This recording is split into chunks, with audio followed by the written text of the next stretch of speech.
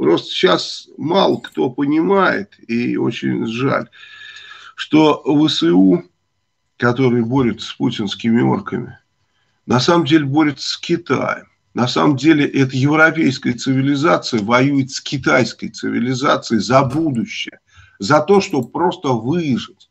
И если там какие-то эти черти, всякие Гиркины, Дыркины строят так называемый русский мир, то они, я не знаю, уже поняли или не поняли, мы говорили об этом давно и предупреждали, что этот мир не русский, это мир китайский.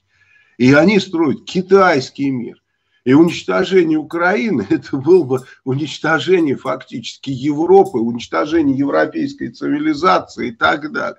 То есть то, чего добивался Путин, он добивался в интересах Китая. И недаром он ездил 2 февраля, перед началом войны, за 20 дней, ездил, выспрашивал там у Си Цзиньпина не только согласие, понятно, что согласие уже было достигнуто, он как бы рекомендации выспрашивал. Поэтому сейчас наступающие войска ВСУ – это наступающая европейская цивилизация. И каждый человек европейской цивилизации обязан просто поддерживать войну Украины против Путина. Каждый мусульманин обязан это поддерживать. Почему? Потому что это война китайской цивилизации против мусульманской. Каждый индус должен поддерживать, потому что это война китайской цивилизации против индуистов, ну и вообще индийской цивилизации. То есть на сегодняшний день мы столкнулись с парадоксальной совершенно ситуацией,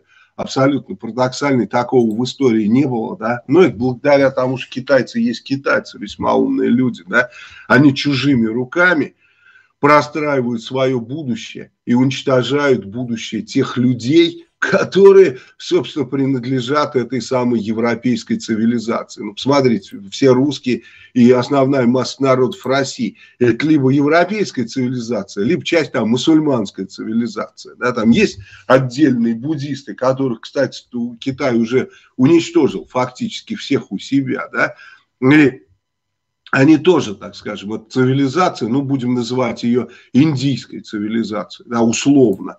Она сталкивается с Китаем, который пытается зачистить и уничтожить всех. Поэтому совершенно немыслимо, да, что против Украины воюют русские, воюют чеченцы кадыровские, воюют какие-то там из Бурятии язычники и